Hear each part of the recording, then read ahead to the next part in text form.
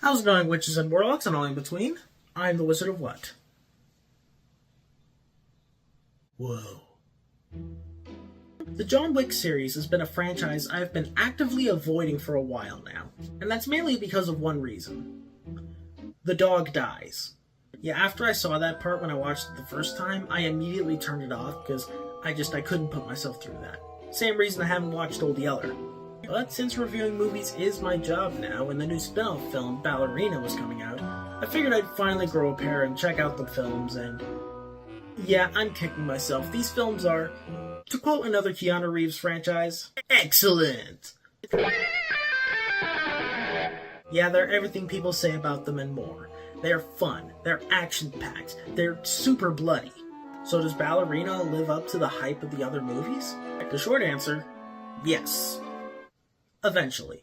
So Ballerina is to the John Wick films what Furiosa is to the Mad Max films. A spin-off set before the fourth film about a female character. Except with Furiosa, it's a spin-off about a character we already know and love. But Ballerina has a tougher job to do than Furiosa because the ballerina herself is an entirely new character that we don't know anything about. And to be honest, I really do like Ava in this movie. And I really like Ana de Armas. I'll admit I have not seen a lot of her filmography, like Blonde, or the new Blade Runner, or No Time to Die. Frankly, I haven't seen any of the James Bond films. I probably should get to that. But the one film I have seen her in, and I absolutely love her in, is Knives Out. She perfectly plays likable, charming, and her acting was really stellar in that movie. So it was really cool seeing her go from the shy character to this awesome, action-packed badass. See, the great thing about the John Wick films is that if Mission Impossible has actors that are naturally charming, the John Wick films have actors that are naturally cool. Like, obviously, Keanu Reeves, Lawrence Fishburne, the late and great Lance Reddick, rest in peace of the king. They even have Angelica Houston in these movies, the queen of villains, and she's in the John Wick movies. I automatically respect this franchise for that. And going into this film, I thought, Ana de Armas is nice, but she's not cool. But thankfully this film proved me wrong because she is really good in this. But aside from her, what are the other good things? Well, for the most part, the action in this film is really good. Honestly, all the action in John Wick is good. But in this film, the action did feel kind of standard for a John Wick film, which is still good, but just not anything spectacular. And the same really goes to the story. But then we get to the third act, and it literally catches fire. We'll be right back after these messages. Hi! I'm Dora the Explorer! And if you like what you see, make sure to like, comment, and subscribe to The Wizard of What! And don't forget to hit that notification bell so you don't miss another upload. Alright!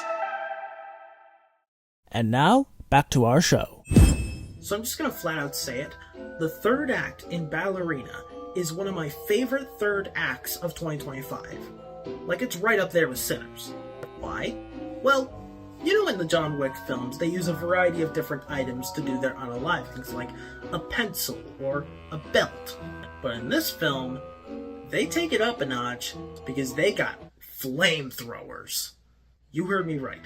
Flamethrowers. You guys have all seen the trailers, but they do not do it justice because they are so badass in this movie. When they whipped those things out, I thought to myself, what was that thrift shop quote again? This is fucking awesome. And obviously they use a bunch of other items for the unalivings as well. And not to give anything away, but let me put it to you this way. You don't have a remote clue what's at skate. Like, she's got a lot on her plate.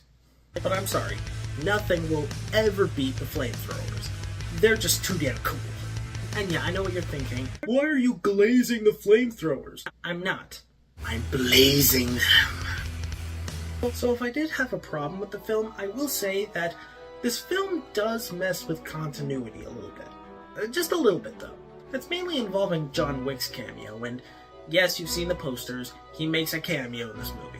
Well, technically he makes two. One's at the beginning, and that seems perfectly fine, but then the other just kind of feels out of place. Like, Ballerina takes place in between Parabellum and Chapter 4, and the role John Wick plays in the movie is a little bit iffy, judging by how Parabellum ends and Chapter 4 begins. It's a little confusing. But yeah, that's the only real problem that I have, but I still enjoy this movie. And I think it might be my second favorite John Wick film. Parabellum's my first. So with that, I'm going to give this film a 7.5 out of 10. Question of the day. What is a Keanu Reeves movie you're nostalgic for? I remember seeing him in that weird Babes in Toyland movie from the 80s. Like, he played Tom, and then there was also Drew Barrymore and Pat Morita, and it was just weird. But let me know your favorite. Also, before the video ends, I just want to go on a quick rant here. Before I saw this film, I went to go see the re-release of Wicked. I even got this cool picture in front of my set. But while I was watching the movie, there were like 3 people on their phones throughout the movie. One of them was sitting right next to me. Like, guys, what the hell happened to our theater etiquette?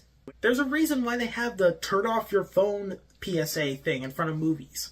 I swear to Arceus, if I'm watching the greatness that is Wicked for Good, and I see one person on Snapchat, there will be hell unleashed. Hell! No, but seriously, guys, just stay off your phone, okay? Is that too much to ask? I'm the Wizard of What, and until next time, stay strong, my dudes.